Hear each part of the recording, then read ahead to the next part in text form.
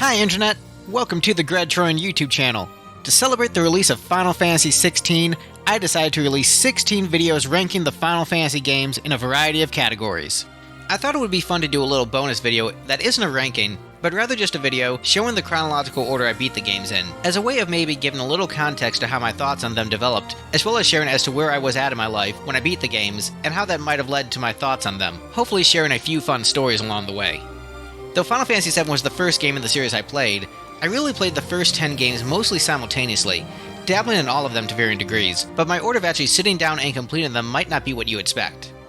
Also, for those asking, I've beaten plenty of Final Fantasy games other than the ones on this list, but for the sake of this video, I'll only focus on the games discussed in the other rankings. I'm actually nearing completion of 100 JRPGs over the course of my life, and might have already passed that number once this video series comes out. After I reach that milestone, and beat the remaining 14 expansions, I might end up making another video ranking all of those games, but that's getting ahead of ourselves. This video is just going to talk about the order I beat the mainline Final Fantasy games in, plus tactics, my thoughts on the games, and where I was at in my life when I beat them. Also, I will likely discuss spoilers about these games, so you have officially been warned. Any game on this list is fair game for spoiler talk. Alright, let's get into this final, bonus video. Number 1, Final Fantasy VII. Final Fantasy VII was my very first RPG. I played Final Fantasy VII even before I played Pokémon, which was the first RPG that most people my age played. I was on the younger side of people who played 7 as a new game. I was 7 years old and I played it at my grandparents' house. My uncle had a copy of the game, and it absolutely blew me away. It was unlike anything I had ever seen. I remember that the ATB system threw me for a loop at first, and I couldn't figure out how to get my guy to attack the enemies. I remember having so much trouble figuring out how to get Cloud to move outside of battle. I also remember finally figuring out the run button and how great that felt. Struggling with the first boss because of the bad translation telling you to do the opposite of what you're supposed to do? Good times, man. Good times. Ah, man. And going into a bar in a video game was something that felt so stinking adult to a 7-year-old. And when Tifa asked what kind of drink I wanted, I said, something hard, because it sounded cool. I had no idea what it meant, but it sounded tough and sexy and cool. Ironically, I've been straight edge most of my life. And man, the character depth was unlike anything I had ever seen before.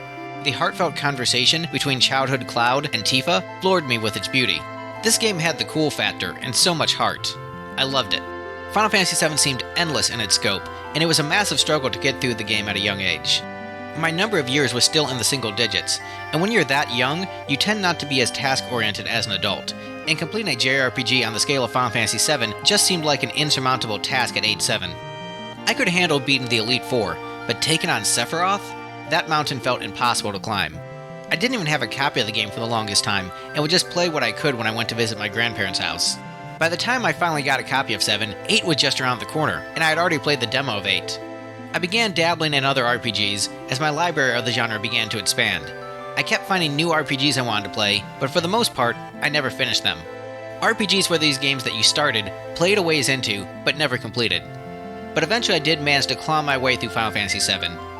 I don't remember if it was before or after I beat Super Mario RPG and Chrono Trigger, but I do remember for certain that it was definitely the first Final Fantasy game I beat.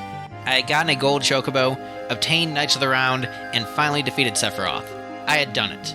I had finally beaten a Final Fantasy game. Number 2, Final Fantasy Tactics.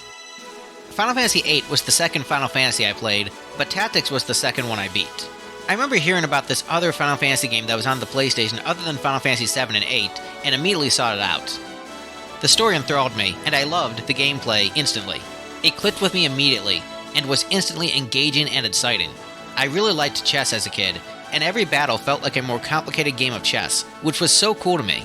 I had a lot of fun creating headcanon for the random player characters who had been with me on the journey, the generic characters without backstories the game gives you.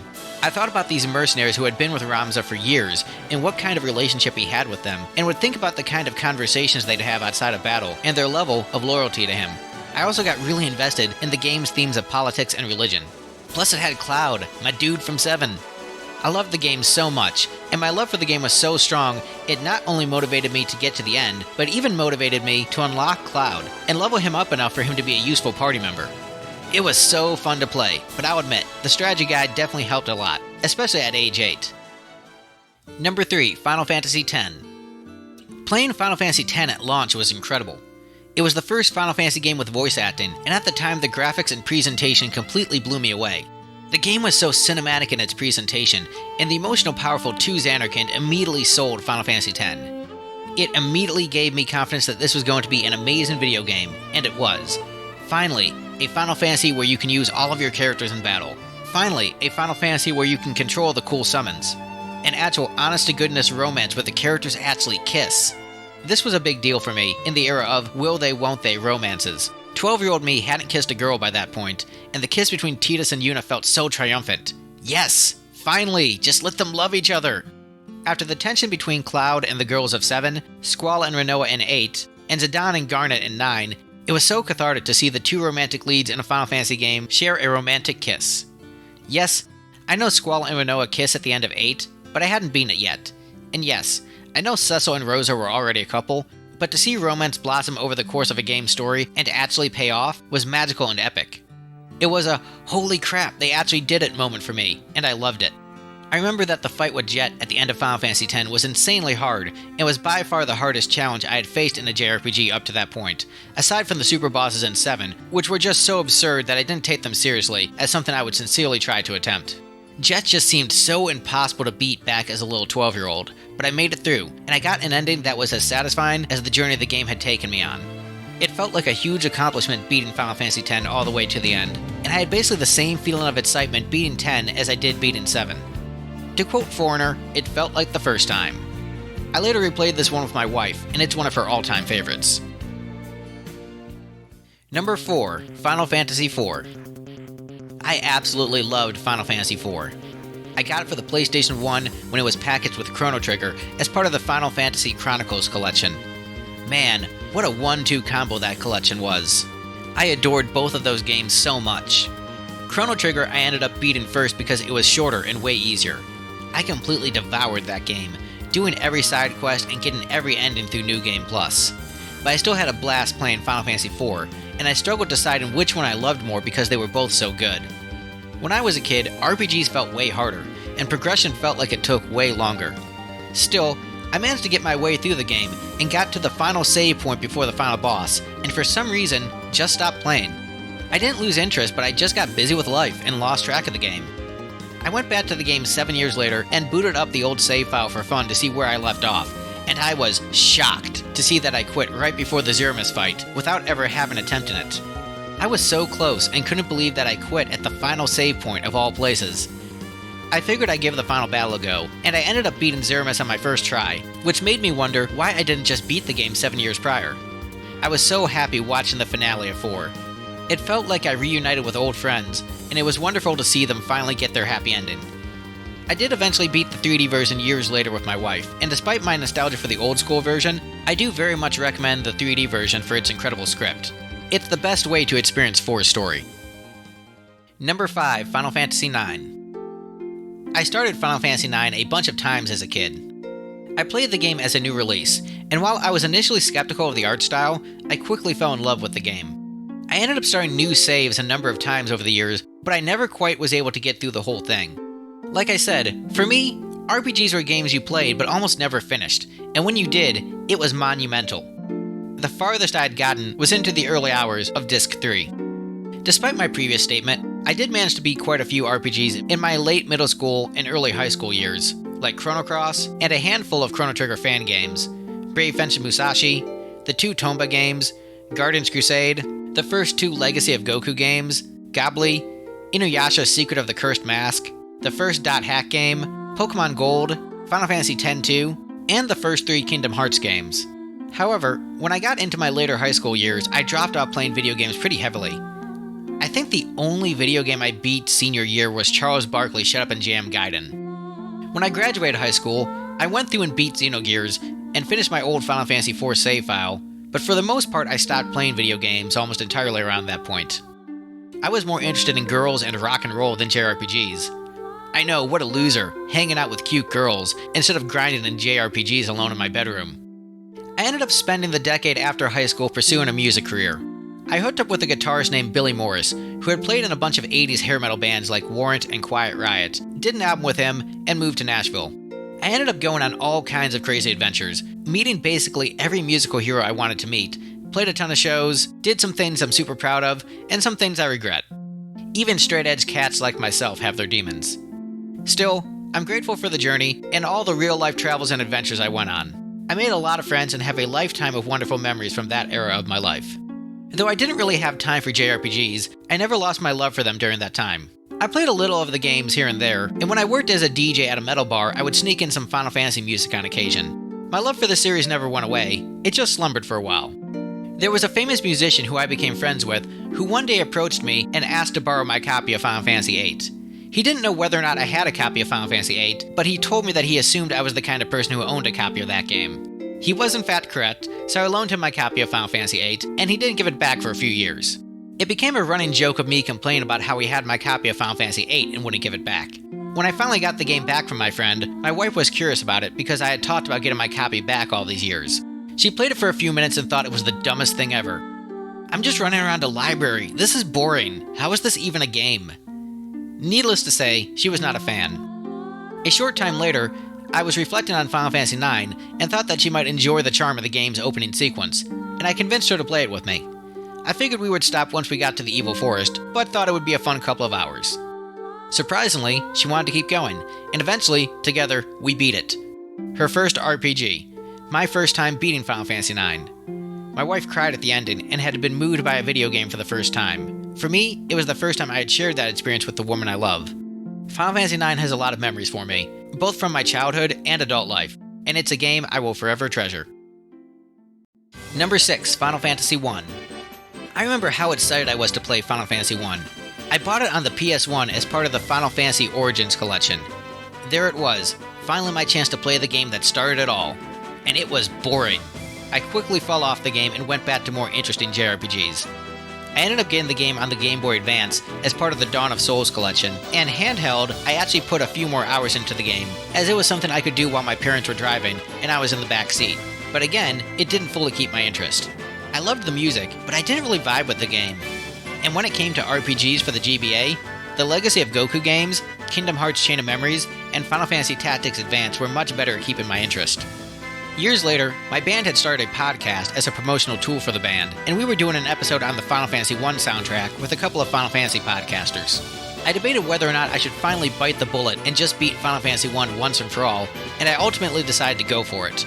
I figured the only way for me to beat the game was to keep my momentum going the entire time, because I knew as soon as I lit up the game would be really easy to drop. So I attempted to speedrun the game to the best of my abilities. I went with a pair of 2 warriors and 2 red mages, not a party composition I like narratively or aesthetically, but for pure optimization and maximum efficiency. I was planning to plow through the game as fast as I could. Sure, I took the time to read the text boxes and savor the story, but otherwise it was boom boom boom, go. I actually found the game to be pretty fun in that way, and blasted through the content. I beat it in around 5 hours, which I felt wasn't bad for a first complete playthrough. I enjoyed my experience with the game and was happy to have finally beaten it, but I have no desire to play it again. It was more of a gameplay experience than a grand RPG story, and the latter is what I tend to want from the genre. It was fun treating Final Fantasy I just as a short video game, as opposed to one of my favorite stories of all time, which is how I treat most other entries in the series. Number 7, Final Fantasy II. After beating Final Fantasy I briefly debated whether or not to go ahead and beat Final Fantasy II. The lore and story of the game always interested me, and I immediately thought the password system was really awesome when I first played the game on the PS1. When I finally decided I was going to sit down and beat it, I looked at the different versions of the game, and though I had the PS1 and GBA ports of the game, I opted to go with the PSP version of the game instead. I liked the music and visuals of that version, and wanted to do the extra post-game content that was introduced in the GBA version, which the PSP version also had. The PSP version also seemed like it had the best translation and would offer the best story experience of the game, which is generally what I play Final Fantasy games for. I spent more time playing Final Fantasy II than Final Fantasy I, and treated the experience more like how I traditionally play RPGs. At that point in my life, I had become a semi-accomplished musician with a number of milestones and achievements. I was the leader of my band, so I had gotten used to project management in regards to designing merchandise, releasing albums, making music videos, and whatnot, so I've become much better at completing goals I set for myself by continually attacking the project and making progress until completion. By setting timelines for myself and goal markers, I was able to plot my path to success with my projects, and I was able to take that same approach to game completion. RPGs were no longer these unclimbable mountains, and my approach to work was what allowed me to beat so many of the games on this list. I looked at 2 for what it was, grinded my characters to God tier level early game while listening to some podcasts, and then casually enjoyed the rest of the experience. Overall, I loved the game, and had a great time with it. For those wondering, I opted to play 1 and 2 without my wife because I thought the story of 1 would be too boring for her, and that Final Fantasy II had a story that was too dark and bleak for her tastes. Number 8, Final Fantasy III. As I mentioned previously, I came into the series with 7 as my launch point, and played little bits of the first 10 games and tactics pretty much at the same time. Again, RPGs were these things that never got finished because I was always hopping around between them, so finally beating 7 was huge for me. However, there was one game that was missing from my taste testing of all the Final Fantasy games in that era, and that was Final Fantasy III, which didn't have a US release until I was 16, and it was for a console I didn't own or have any intention of getting. I wasn't into the art style of the 3D remake and just kinda wrote it off. Years later, as my taste had expanded, I found the 3D art style of 3 charming in a way similar to 9, and after beating 9, I thought my wife might like the game's art direction. So we decided to play 3 together, an experience that would be new for both of us. I did decide to play a little bit of the NES version on an emulator to see how it compared to the 3D version, and found it to be faithful enough where I didn't feel like I was missing out on too much by playing the remake, but I did find the NES version to be shockingly good. The battle speed was crisp, the music was fantastic, and the difficulty was actually very reasonable. If I had gone through and played the NES version of the game, I still would have liked it a lot, but for the sake of time management, I decided to just play the 3D version with my wife. It's way easier to play video games when it counts as wife bonding time, and at that point, I was still doing a lot of music. So even though I was able to squeeze in Final Fantasy I and II in some spare time, doing 3 by myself when I could just play it with my wife didn't feel like the best usage of my time. Overall, we enjoyed the game, but when we got to the final boss, the real, non-scripted final boss battle, I got wiped immediately. I skipped the quote-unquote optional bosses in the dungeon, but I wasn't aware that you need to fight those quote-unquote optional bosses in order to survive the fight.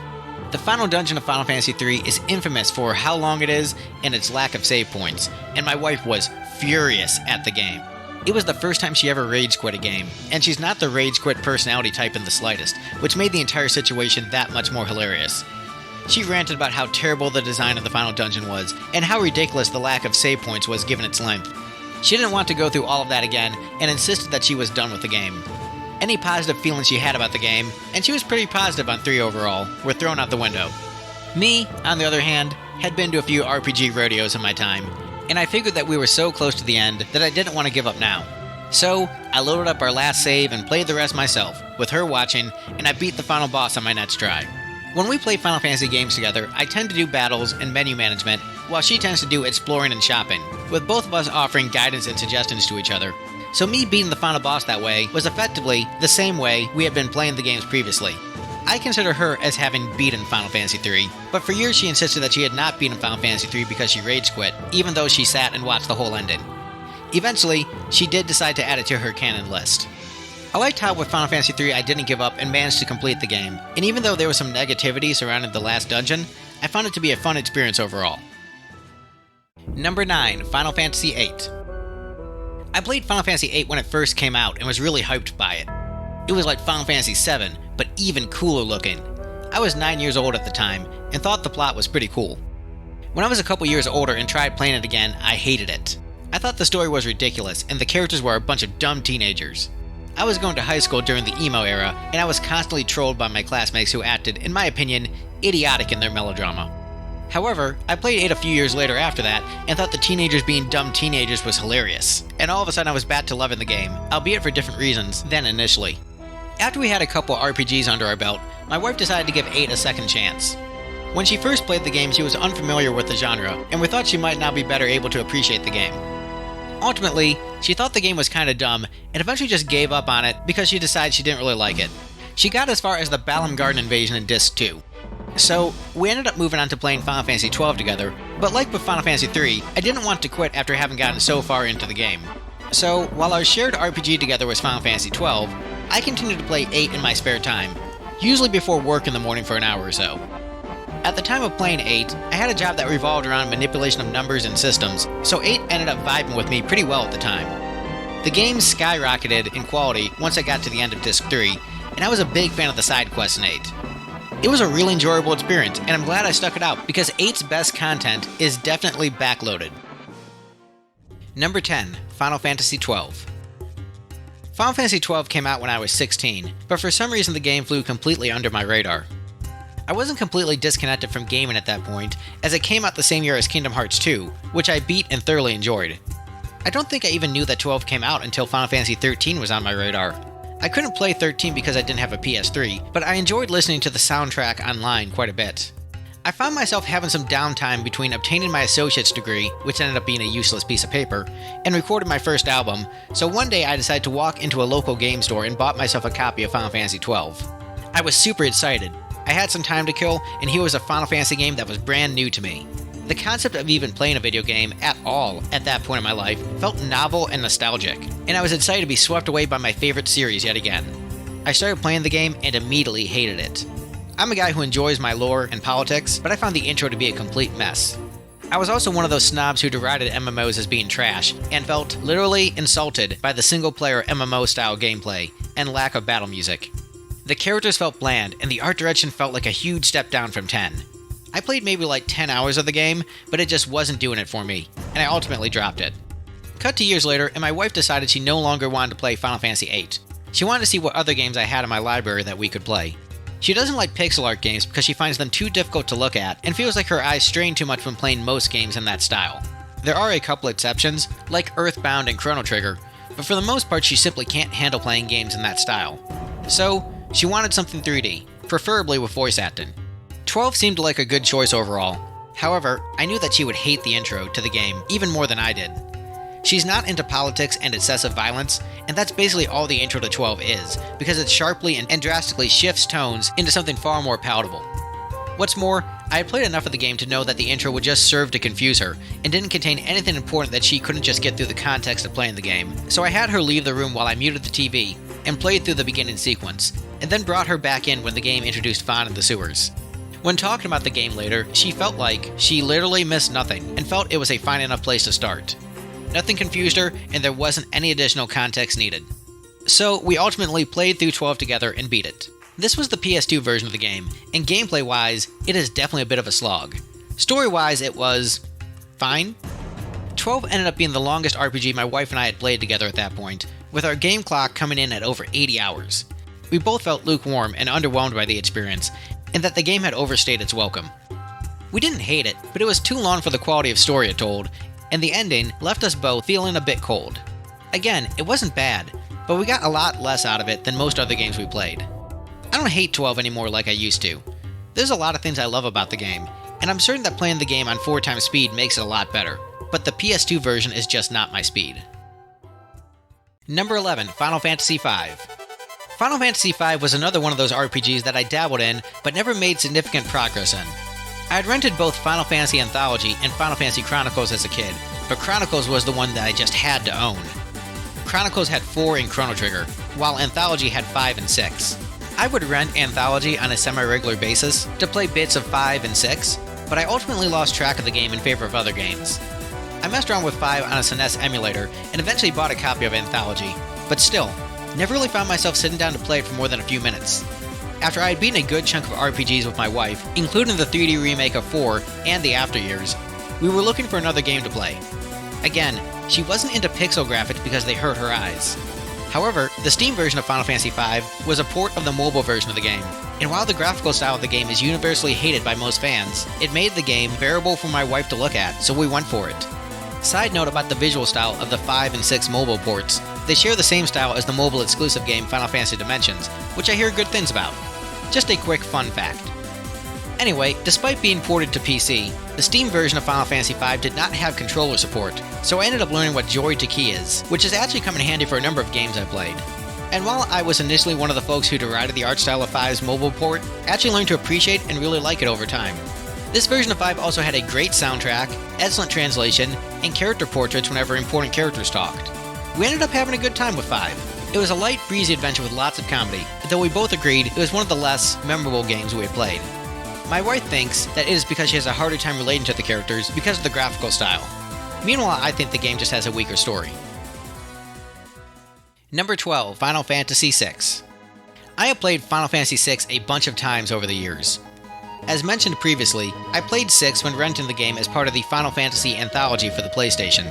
I eventually got around to playing it on a Super Nintendo emulator, and would actually play it on a semi-regular basis for a while. I would get to the World of Ruin, the momentum of the story would come to a screeching halt, and I would lose interest. I wouldn't play the game for a long time, and would decide to start from the beginning. Get to the World of Ruin, get bored, stop for a while, repeat. 6 fell into that category of just another RPG I'll never beat. After my wife and I finished the PC port of 5, the PC port of 6 was the logical next step for us. It had the same graphical style as the version of 5 we had just finished, and since she was able to handle that one just fine, we decided to give 6 a shot so she could finally play the game that so many fans called the best Final Fantasy. Together we beat the game, because at this point we had developed a really good rhythm for beating RPGs, so the drastic pace change in the World of Ruin wasn't an issue for us. So yes, the only version of Final Fantasy VI I've completed, from beginning to end, is the Steam port of the mobile version. I know that is likely to make many in the audience cringe, but I assure you, I got plenty of playtime in the original SNES version, and hey, the pixel remasters didn't exist yet. The PC port of 6 has the same perks as 5, with a great translation, excellent version of the OST, and character portraits being shown throughout dialogue scenes. No controller support, but again, easily rectified with Joy to Key. I was glad to have finally beaten Final Fantasy VI, because I had played it so many times but had never gotten over the finish line. My wife thought it was solid, but thinks 6 is highly overrated and does not understand the fan consensus of it being the best game in the series. She didn't hate it like 8, but she didn't love it the way she loved 9 or 10. To her, it was average, mid-tier in the grander scheme of the series. Number 13, Final Fantasy XIII. The PS3 came out around the time I stopped playing video games.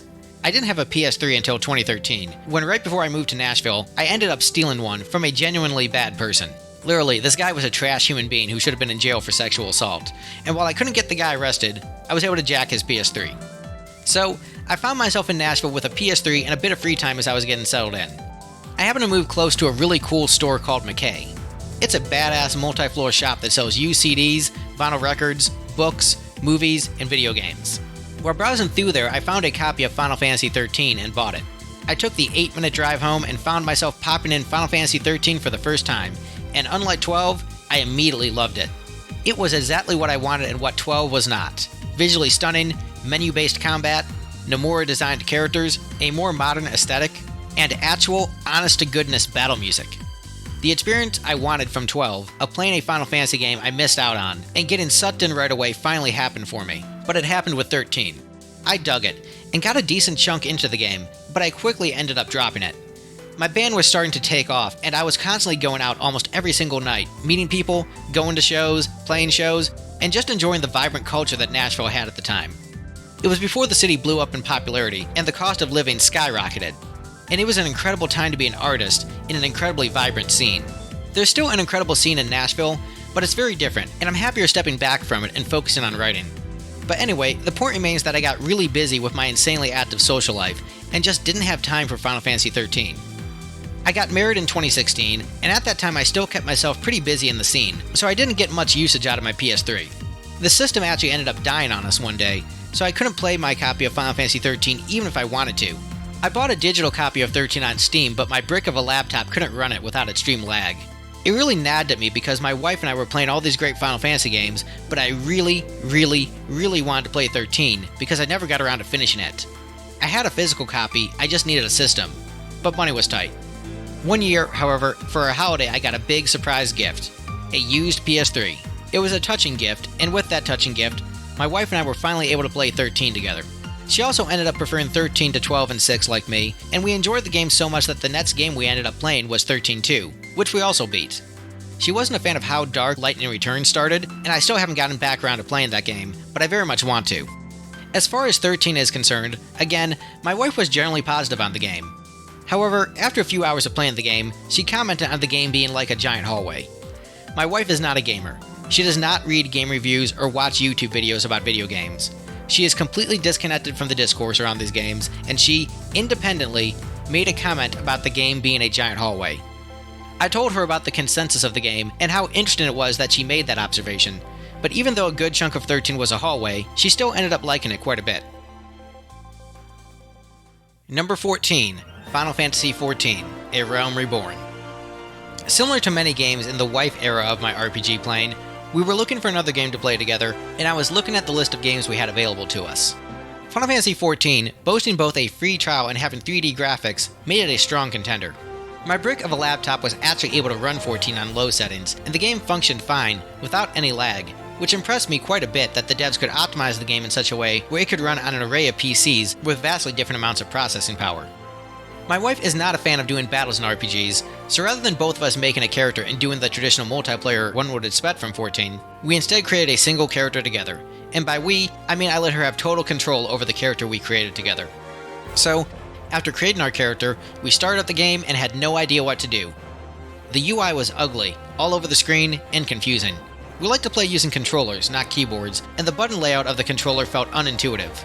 The text was tiny and difficult for us to read, which was a pain given that we like to play our games on our television set and sit back on the couch. We tried a few things like increasing the font size, but the weirdness of the controls and how different it was from anything else we played made my wife give up on the game pretty quickly in our initial play session. Since I was nearing completion of all the mainline Final Fantasy games, and because the game was free, I decided to go ahead and play it a bit longer. After all, the game had extremely high praise, and the only thing it would cost me was my time. So I went ahead and made a new character, since I heard a big appeal of the game was playing as yourself, and played through the game. While I liked parts of it, there were things that constantly annoyed me, like the UI and duties. The story was a bit darker than I expected, but still felt average in terms of the series. It wasn't a bad story, but it wasn't a great one either. It was fine, but the tedious gameplay loop of MMOs that crept into the game I found very unappealing. I didn't leave 14 with the best impression, but I could finally check it off my list. Number 15, Final Fantasy XI. I bought Final Fantasy XI years ago on Steam, but my brick of a laptop couldn't install the game for some reason. My laptop could run 14 just fine on low settings, but for some reason, it couldn't complete the install process of 11 and would just crash. After years of needing a new laptop, I finally got a new one in late 2020. The first Final Fantasy game that got played on that new laptop was actually Final Fantasy XV, another game I'd been waiting ages to play, but couldn't due to me lacking the required hardware. My wife and I got through a point in our playthrough of 15 where she wanted to take an extended pause from playing. Having recently finished 14, I wanted to go ahead and finally play the other MMO in the series. For years, Final Fantasy XI was an elusive game I thought I would never end up playing. When it first came out, it was out of reach because my family didn't like how expensive the game was at launch, didn't like the monthly fee, and didn't like that you had to use our dial-up internet connection in order to play it. I heard stories about how hard and grindy the game was, and wrote it off like many other fans as nothing more than a cynical cash grab. It's only grindy so they can bleed more money out of you with the monthly fee. It's not a real Final Fantasy. I was in that camp, but truthfully, I was probably just jealous I was unable to play the game. The game had a reputation for being massive, and I figured I would never have the opportunity in my life where I would have enough free time to play Final Fantasy XI. I ended up watching the cutscenes on YouTube because, again, I thought I'd never actually play the game. But COVID happened, my job became remote, and suddenly I had a laptop that could actually handle the game. I could finally play Final Fantasy XI. Installation was a pain in the butt. Dealing with Play Online is infamous for its difficulty, and is often called the first boss of Final Fantasy XI. Even after figuring that out, I ran into a snag when it came to the game being compatible with my graphics drivers. My laptop that could handle the graphics of Final Fantasy XV had trouble with compatibility, likely due to Final Fantasy XI being run on archaic PS2 engines. I had to download a fan-made add-on called Windower to get the game to run initially, though now the game runs fine without it. But yes, after all of that, I could finally play Final Fantasy XI. The game clicked with me much faster than 14. Part of it may be because I had already played a Final Fantasy MMO and was more prepared for what to expect, but there was more to it than that. 11 had a lot of systems, but they were organized in a more coherent way than 14's, and the interface was a lot cleaner. I had a lot of problems getting used to the mechanics in 14, but 11 was smooth sailing pretty much immediately, and I hit the ground running once the game actually booted up. My original goal when playing 11 was just to beat the base game to check another Final Fantasy off my list. I debated what to do after beating 11, if I should just keep playing through all of its expansions, return to 14 and play its expansions, or move on to something entirely different altogether. I was already in an 11 rhythm, so I decided to play through the rest of it. 6 months later, I had beaten 20 years worth of expansions and storyline content. A game I thought I'd never play now felt like home. Final Fantasy XI, out of all the games in the series, felt like the most impossible mountain to climb because of its high difficulty, the intense time sink of MMOs, the difficulty in just getting the game to play, and an inconsistent play schedule that made scheduled party formation nigh impossible. But I was able to do it, and I had a blast. I wonder how I'll feel about 14 after I finished all of its expansions, but 11 made a better first impression and gave me more momentum to keep going, and that is special in its own right. It's the game that surprised me the most of any game in the series, with how little I thought of it going in and how much I loved it on the other side. Number 16, Final Fantasy XV. Final Fantasy XV came out when I was working as a restaurant host. I had injured myself at my bartending job and couldn't work as a server due to the strain on my wrist. This also cut into my ability to play music. I was mostly a singer, but did some hired gun gigs as a touring bassist, but now that was basically off the table too. Hosts make way less than bartenders, and thus, I had a significant cut in pay and could definitely not afford a PS4. Though I couldn't play Final Fantasy XV, I was incredibly hyped for the game. I remember watching commercials for Final Fantasy XV on the TV at work. I watched the livestream concert they did at Abbey Road Studios, and loved it because I adored the game's music, even before release. I watched Kingslave and Brotherhood. I watched all the cutscenes on YouTube because I wanted to experience the story, and figured I wouldn't end up playing the game for a number of years. When the game came out on PC, I tried the demo out on my brick of a laptop, but the lag was absurd. It wasn't going to happen. But when I finally got a new laptop, I tried out the demo, and it worked perfectly. I immediately bought the game on Steam. My wife and I started playing the game together, and we both loved it. We loved the road trip vacation vibe so much that the game gave off. My wife was a big fan of the fishing minigame and taking photos. Her favorite single play session of any video game we've ever played was us walking around Alticia, soaking up the sights, and then taking the boat out for fishing in the middle of the ocean, watching the sunset over the sea. It was a big high point for us. But I had watched the cutscenes and I knew what was coming up. Luna died, Alticia was destroyed, Ignis lost his sight, and the boys weren't getting along anymore. The fun vibe was gone. It was replaced by something much more somber, and my wife wanted to take a break from the game for a while. We came back to it a few months later and played through the first mission after Ignis lost his sight, but it was clear she didn't like the direction the game was going. I waited for her to give me the blessing to finish the game without her, and while waiting for her blessing, I ended up being a Realm Reborn, the entirety of Final Fantasy XI and its expansions, and the first season of Final Fantasy Brave Exvius. She finally gave me the blessing to just finish the game since it was taking up so much space on my PC, so I finished the game and all of the DLC, including the episode Arden and Comrades, and I even read the Dawn of the Future novel to make the experience as complete as possible. I had finally done it. I had finally beaten all of the Final Fantasy games. At least the mainline ones. There's plenty of spin-offs like the Crystal Chronicles series, none of which I've beaten, but I have beaten all the Tactics games, several sequels to mainline games, and even Mystic Quest. There's still a lot of games in the series I had yet to play, but I had finally beaten the main 15. As a kid, I dreamed of one day beating every game in the series. It seemed like an impossible mountain to climb, but I was able to do it. It was an incredible journey full of some of my favorite moments in storytelling, and it meant so much to me that I wanted to share my love for the series with all of you and express how much the games have meant to me over the years. Ironically, I don't consider myself a gamer really, but rather a lover of stories, and these games gave me some amazing stories I'll treasure for the rest of my life. Before I close out this video, I want to share some brief thoughts on Final Fantasy XVI. I don't own a PS5, and financially, one realistically isn't in the cards for me at the present time. My PC is able to play 15 on low settings, but given what I've heard about the PC specs required to play Forsaken, a game I imagine with somewhat similar demands, I don't know when I'll be able to play Final Fantasy XVI. Yoshi P is good at optimizing 14 to be able to run on lower end PCs with its myriad of options, and one would hope that same customization option would be extended to 16 if/when it gets ported to PC, but it's impossible to be certain. Since I'm a story guy first, I'll probably do what I did with 15 and watch the entire game as a movie on YouTube before I eventually purchase it a few years down the line, when my life situation allows for it. I was patient with 15, and will be fine being patient with 16. I'm expecting 16 to be a huge success, and to be one of the biggest games in franchise history. I think it's going to be extremely well regarded by critics, and I think it will likely outsell 15. It's going to be a tentpole in the series, and I think the game will be regarded as the beginning of a new era, in the same way that 4, 7, and 10 were markers of new eras. That said, I'm not sure about how much I'll end up liking this new era in comparison to the other eras. Final Fantasy XVI looks like it will be a very dark game, and I'm not talking about visuals. I expect the story will end up being quite good, but lacking a lot of the charm and whimsy of most of the series. Even Tactics and 2 had their lighter moments, and I think 16's moments of levity will be mostly absent from the main story, and instead relegated to some side quests here and there. Though I do like that there is an option to pet the dog. Darker and more serious fantasy has been around for decades at this point, but right now it seems to be the predominant trend.